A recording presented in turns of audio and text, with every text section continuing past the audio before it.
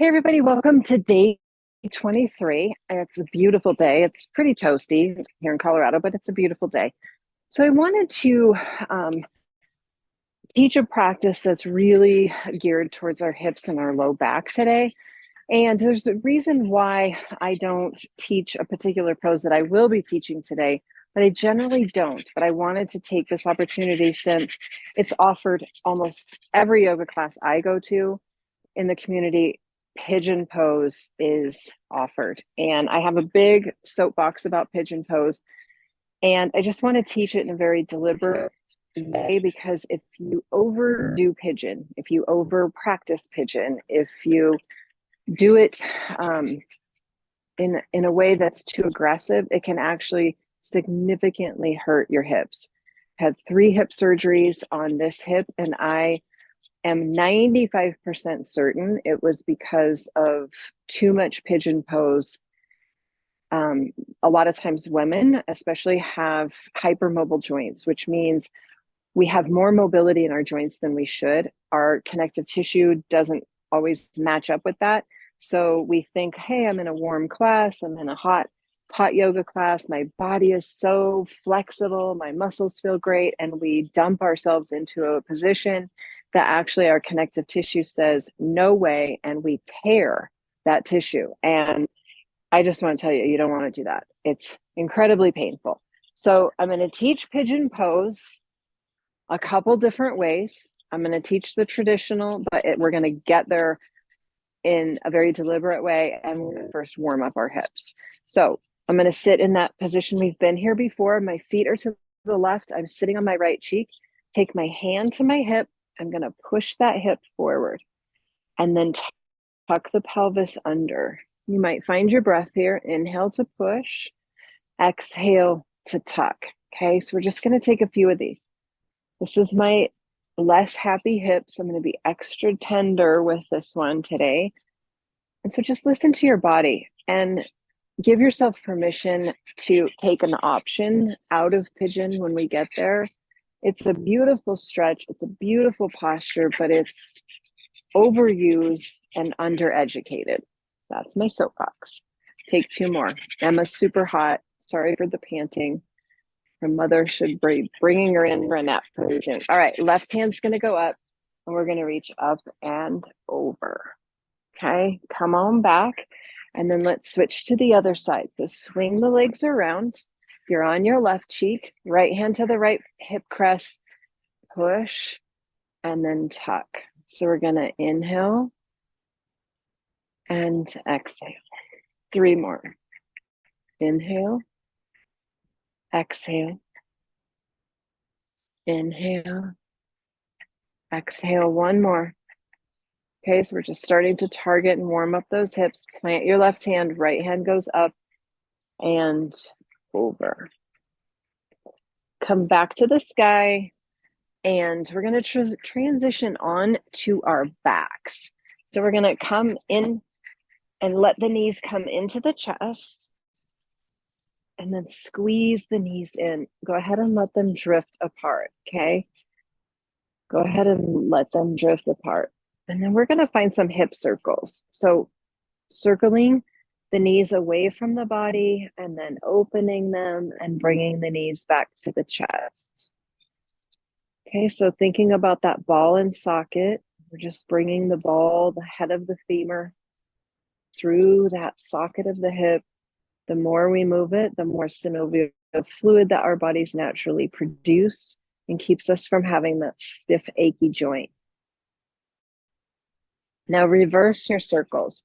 So the knees go down, and then circle the knees around, bring them to the chest. Okay, so we're just finding some looseness through the hips before we even think about coming into something more aggressive like pigeon. 2 more. Last one. Draw the knees to the chest. Interlace your fingers around your right knee. Straighten your left leg as long as you can, and then put some pressure on the right shin and squeeze the knee towards the chest. This is a beautiful way to stretch the back of the leg, back of the glute, low back. It also puts a little pressure on your liver and is great for detox. Take your right hand and let it fall away from your body. Keep your left hand on your right knee. Take a huge breath in. And then you're going to draw your right knee over your body all the way to the left. Nice twist.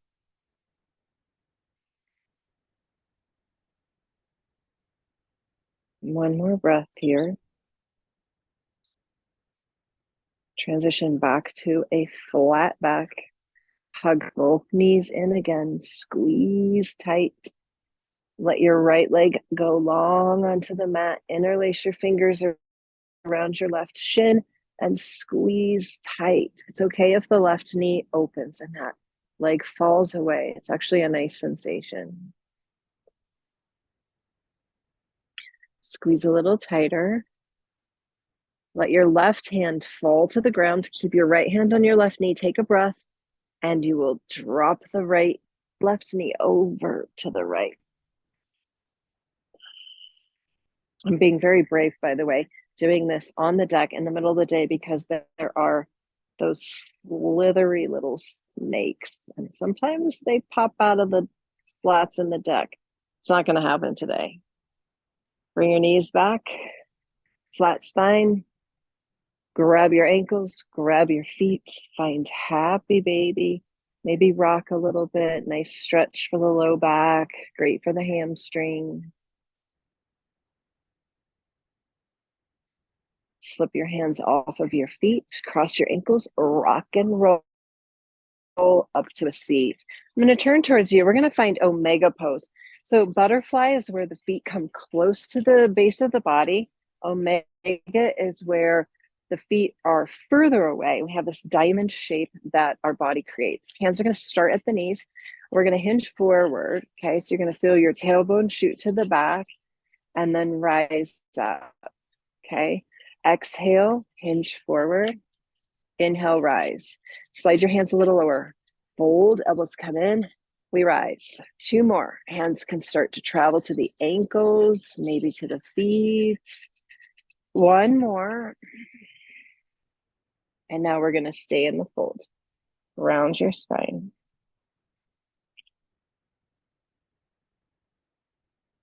Start to bring the body upright. Swing your legs around and find tabletop. Okay, hands are under the shoulders, knees under the hips. We're going to take a few cat and cows. Feeling the spine. Feels nice. One more. And then come to center. Step your left foot forward and press the right hip forward and down. So this is a low crescent lunge. We're going to add on to this. You're going to take your right hand and press it down into the mat. Drop your right hip, bring your left arm around and turn towards your bent right leg. It's a beautiful opening, but this right hip, keep pressing it down. So we're opening the front of the right hip. The left leg is starting to drift out just a little bit, but not a bunch, okay? My foot's still flat. I have not rolled to the outside of my left foot. Feel that rotation. Feel the right hip sink. Beautiful stretch. Take a breath. Sink a little bit more. Bring the left arm around and step back to tabletop. Let's try the other side. Right foot comes forward. Left hip front drops. Okay, so we're really getting heavy here. Keep your left hand on the ground. Bring your right hand around and sink. You might even press into that left hamstring just a little bit to encourage it to fall towards the ground. Let gravity be your helper here. Take a breath. Empty the breath. Bring your right arm around and step back to tabletop. Let's tuck our toes. We're going to find downward facing dog just for a moment or two, not spending a ton of time here today, giving our upper body a little bit of a break. And then walk your feet halfway up the mat, come into a forward fold, and inhale to rise. We're going to turn towards the long edge of our mat. One of you beautiful people commented on my onesies, my jumpers. It's the only way to stay cool. Like yoga pants all day long in 95-degree weather, it's not happening. Sink down Okay, so we're on a horse. Thumbs to the inside, fingers to the outside, lean forward. We're going to shimmy. These are beautiful jumpers. Okay, they're wonderful. They feel like pajamas, but they're a little bit classier. The breeze comes up the legs. It's like wearing a dress, but not. So if you don't have a jumper, get brave and get a jumper. I can give you the link to this one. It was on Amazon Prime Day. I think it was like $17. Totally worth it. Comes in a zillion colors. All right, shimmy those hips, okay? Start to straighten the opposite leg. Sink the hips. Perfect. 2 more shimmies. And then come on back. Turn your hands. Hinge further. Push the elbows out. Really, really, really feel that stretch through the glutes. Straighten your legs and rise. Sink down onto the horse. Thumbs to the inside. Fingers to the outside. Lean forward. Push your legs away. Okay, so we're opening up the hip. Left shoulder comes in. Look over your right shoulder. Come back to center. Right shoulder drops. Look over your left. One more time each side. Inhale. Exhale. Inhale. And exhale. Come back to center and rise. We're going to turn. Doesn't matter which direction. We're going to come into a half sun salutation to get us back down to down dog. Inhale, up we go. Exhale, forward fold. Inhale, halfway lift. Exhale, fold. Step the feet back to the push-up and then find down dog. We're going to come into lizard first, which is a beautiful hip stretch. Different than pigeon. Right leg goes to the sky. On your exhale, bring your right foot forward to the outside of your hands and lower your left knee. Okay, so it's sort of like that crescent lunge that we were in, but both hands are going to stay down. And you might here, this is where I'm going to stay. If you feel that you have a little bit more in your body, you can come down to forearms. You're going to feel a lot of stretch through that right hamstring. Right now, take a breath and pay attention to your left hip and push it forward and down. Okay, so we're opening up the front of the hip here. 2 more breaths. 1 more breath. To come out of this, hinge back a little bit, find tabletop and down dog. You find the need for a little wiggle here. Left side, up we go, left leg. On your exhale, bring your left foot to the outside of your hands. Drop your right knee. Our focus here is dropping the right hip forward and down, letting gravity kind of assist that leg. Maybe staying on your hands, maybe coming to blocks or forearms, but it's perfectly okay to stay just like this. Don't think that by coming into this, you've got better integrity of the pose, because you don't. Listen to your body. Take a breath. And 1 more. To come out of it, left foot comes back, a quick tabletop, and a downward facing dog. Now that our hips have found some openness and mobility, we're going to play with pigeon. We're going to walk the feet halfway up the mat, bend your knees, and have a seat. We're going to come to supine pigeon first, because this is an option that you can stay in. Go ahead and roll on back. Knees stay up to the sky, feet are flat. Sink your low back into the mat by tucking the pelvis underneath you. Right leg goes to the sky. Flex your toes so that they're reaching back towards your nose. Nice hamstring stretch. Okay, give a little bit of a guidance of your right leg. Feel the stretch. And then you're going to cross the right foot over the left knee, making sure that you're beyond the ankle. Okay, so the ankle is not touching the left leg. It's the right calf, right shin area. So this may be plenty for you. This is pigeon on your back. Take your right hand onto the inner thigh of your right leg and gently open the knee. Okay, so after my first hip injury, when I tore my labrum, this was the pigeon that I would only ever teach. And still to this day, it is a very rare occasion that I teach the regular traditional pigeon.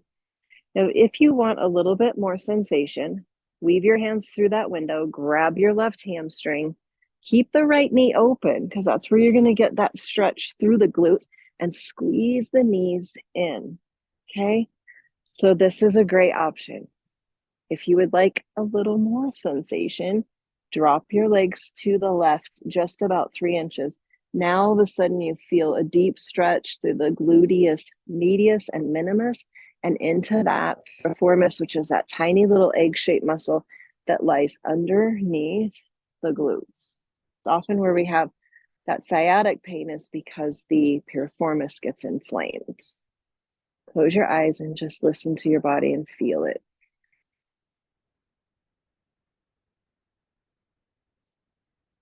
One more breath. Come back to a flat spine. Slip the right foot off the left, bring it to the mat, and extend the left leg to the sky, toes towards your head. You can give a little bit of a hamstring stretch here, and then cross left over right, making sure the ankle is off of the right thigh, that it's more on the calf and the shin. Now take your left hand to your left knee and gently just slightly nudge the left knee away from the body. Okay, so that's opening up the hip. It's an external rotation of the hip joint. You can stay here for sure. If you'd like a little more, weave your hands around the right leg and squeeze in. Keep the left knee open. If you'd like to find that deep sensation, drop the body over to the right about 3 inches, and you should feel a deep stretch there. It is delightful. Take a couple breaths here.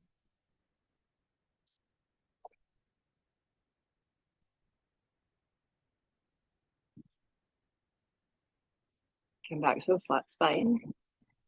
Flip the left foot off of the right. Bring both feet to the ground. Allow the knees to drift apart as the soles of the feet come in. External rotation of the hips, opening up again. Take your hands to the top of the thighs where it connects to the pelvis and push away. Okay, so that's creating some space in the hip capsule and the hip joint. Should feel nice. Release the push and take one more push. Beautiful. Close your knees, cross your ankles, rock and roll up, and make your way to tabletop. Let's go to pigeon. Let's do it. Our hips are ready. Find downward facing dog. Right leg to the sky. Right knee is going to come forward, and you're going to bend the knee and lower. Okay, so I'm going to turn just a little bit in case you're not familiar with pigeon. So it's almost like this. In fact, I have a great story about this shape. So the left leg is straight and the right knee is bent. If it's too much, you can prop a pillow underneath the right cheek or a block. Okay, so here we are. I'm going to turn back around. Here we are. This is pigeon pose. Light on the hands. We're elevating the heart. We might even come to fingertips. This is absolutely plenty. Okay, so if you think about this for a moment, once in a while, this pose is great, but your entire trunk weight is being dumped into your right hip right now. So it's a lot. You can walk your hands out, lower your forearms, and feel that sensation. Okay, so if it's not available for you to come down to your forearms, stay on your hands. But remember, as you lower, more weight is being put into that right hip. If you do it properly and you do it infrequently, it's a wonderful benefit to the body. Done too much, too aggressive, it can be very harmful. So we're walking through this slow. Stay for a couple more breaths and just feel that. So the left hip should be flat and open, reaching towards the ground. And the right hip has that deep, deep, deep bend and stretch, just like we were at in that figure 4 pigeon on our back. Take one more breath here. To come out of this, you're going to tuck your left toes, rise on up, and find down dog. You might feel the need for a little wiggle. Let's try the left side. It will feel different than the right. Left leg to the sky. Bend your left knee and place the knee near the left wrist. Shimmy your right leg long. Now, if your left hip is really rising up, you don't want to come here. You don't want to have this crooked pigeon. You're going to keep the hips facing down and then just support yourself with a block underneath that left cheek or let it stay up. Don't swivel like this because that's when you're going to get a lot of pain through the low back if done too often. So hips go forward and down. You might stay on your hands, looking forward, letting gravity pull the right hip down. Deep stretch in the left hip gives a nice stretch for the glutes. You might lower on to your forearms, okay? It's a different sensation. Your eyes would travel down to your heart. And then we breathe. We breathe into the places within us that are tight. It could be our physical self, the tightness of our hips. It could be constriction through our hearts. Maybe we have tightness there. So just direct the breath there. Take 2 more breaths. 1 more breath. To come out of this, tuck your right toes, press yourself up, down dog. Take a breath. And exhale. Drop your knees. We're going to come onto our seat. Knees are going to stay high. I'm going to teach another version of pigeon. This one can be done in a chair. Imagine I'm sitting in a chair. My legs are on the seat of the chair. My calves are falling over the chair. Going to take your right leg, lift it up and over.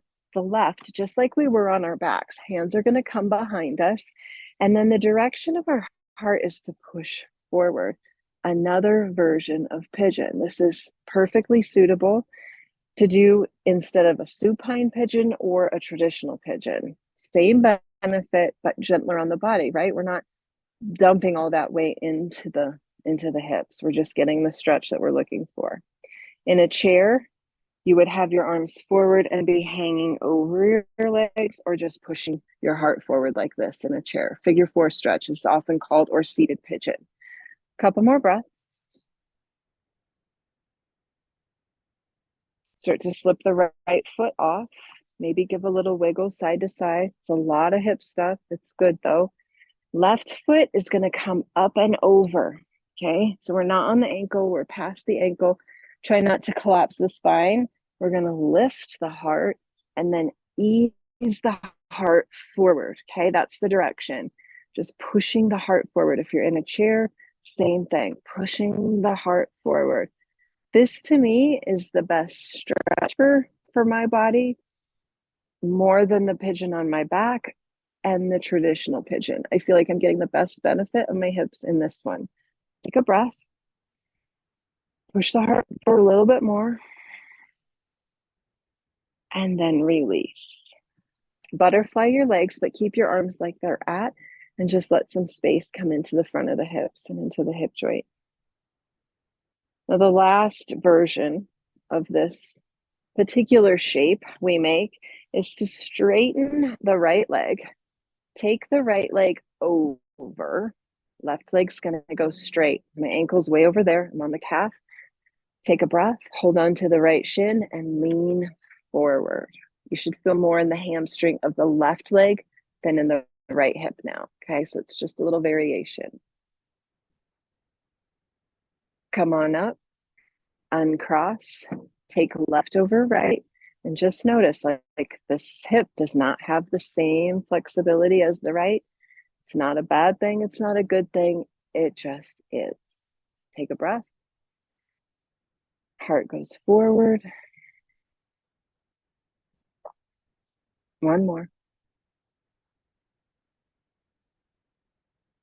And then rise. Let's come back to the original shape that we came to. Okay, so this beautiful variation of a pigeon. And this shape came into my awareness when I was teaching a class to a bunch of ladies with MS. And there was a beautiful woman who was probably one of my greatest teachers as I was a young adaptive yoga teacher. And she was a very active person and was suddenly within a few years put into a wheelchair. And so there was a lot of grief and a lot of resentment, a lot of anger, a lot of questioning. And she had been a practitioner of yoga prior to her diagnosis. So she was very familiar with pigeon pose. We got her out of the wheelchair.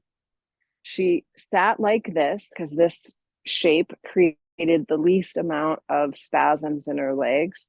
And she taught me this beautiful adaptive yoga pigeon pose adaptation. Turn your body towards your right leg, walk your arms away from you, and just sink over. It should feel so good. I just think this is one of my favorite poses.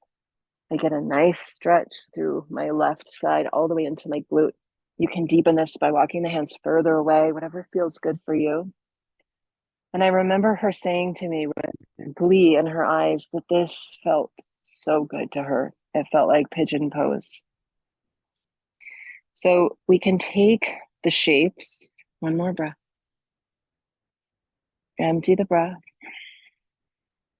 Return to your hands, walk yourself up, turn your belly forward. We'll take it to the other side. It is my hope and intent that over these 23 days, you have discovered that there are certain shapes that feel amazing in your body and certain shapes that are like, if I just change it this much, now it feels amazing. Or maybe you just don't like it at all and you don't do it. That's the beauty of this self-discovery, is that we're learning what feels good to us, what our body's benefit is, and where we're taking this benefit of this time on our rectangle to apply to our life. And again, that consistency that we talked about yesterday. I know for me, this experience has been so good because I have rediscovered my love for yoga, for my physical body, for the stretching, for the mindfulness, for the breathing. And the consistency of showing up for myself this way has been life-changing. I also know that there are certain postures or shapes that my body makes that my body doesn't like. I don't love chair pose. It's not my favorite. Arms above my head, I cannot do. So I change it to bring my hands to my heart.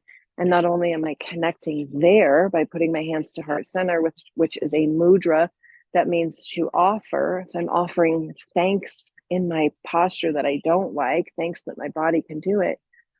But I'm giving myself that grace to change what doesn't feel good and stay with what does feel good. Walk your hands around to the left. Feel that opening through the right side. Come on down to your forearms and just breathe.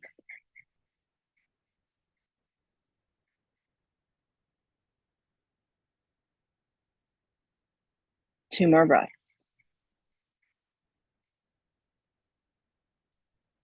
Last one. And begin to rise.